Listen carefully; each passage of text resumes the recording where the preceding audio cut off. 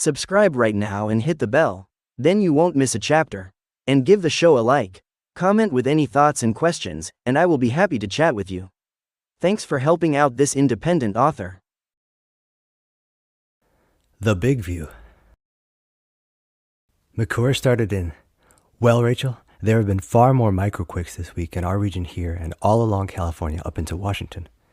The same type of activity is happening over in southern Illinois at the New Madrid seismic zone down in Oklahoma and on into the Gulf region.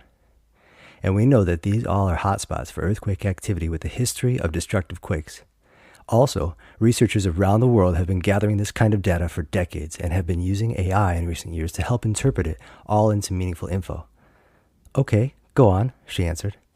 McClure continued, "Well, brace yourself. Today there were several separate tremors in 3 different places.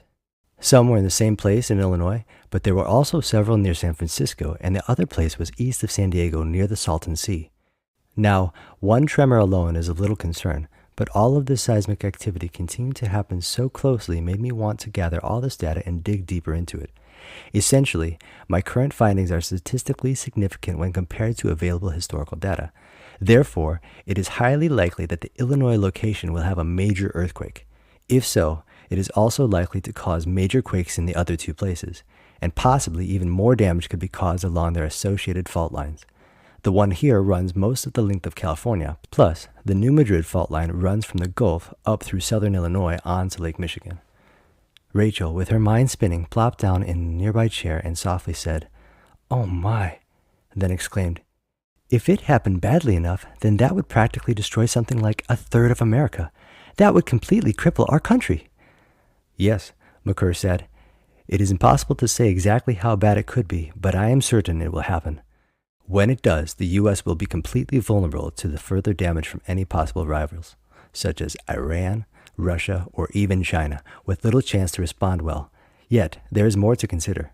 McClure paused to let the severity sink in.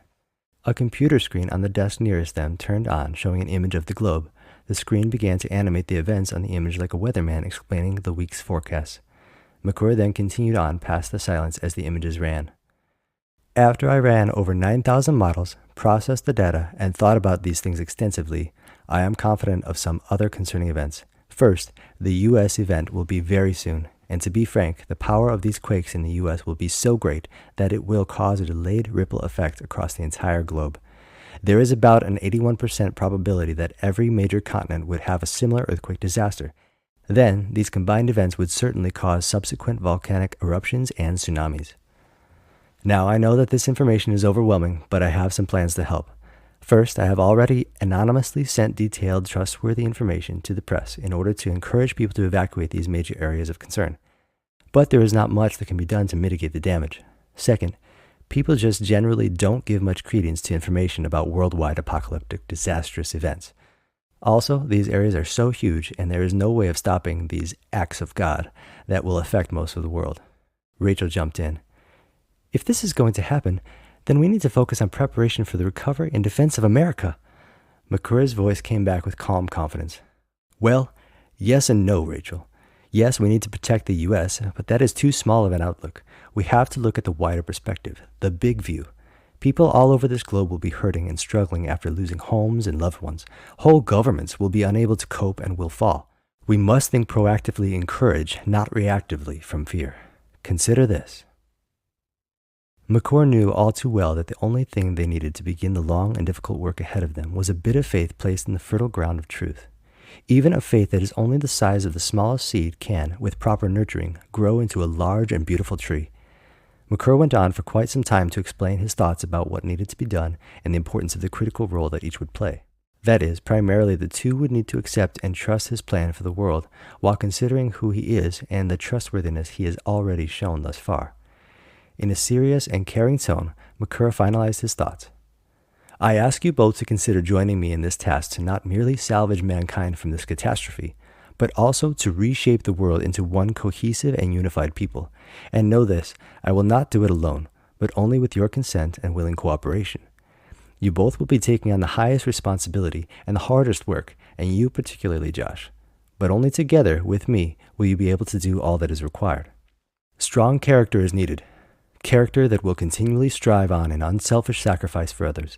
Strength of character is not born. Strength of character is created. It is fostered. It is made. So always remember that you have been made for this time.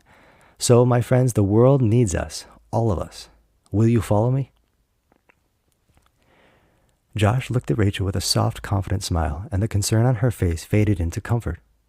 Josh said, Rachel, if you need some time to think about it, feel free, but I have thought about it deeply and have made my choice to join McCurr in this.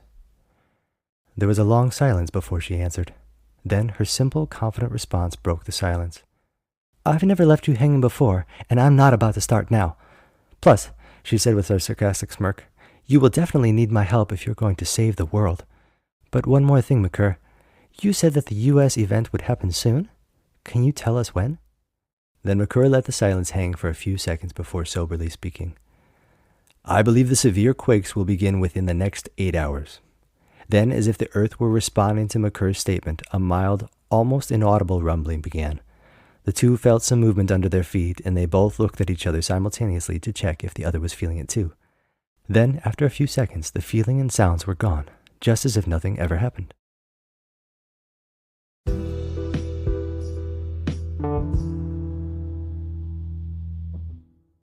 Be sure to share the show with friends and write an Amazon review.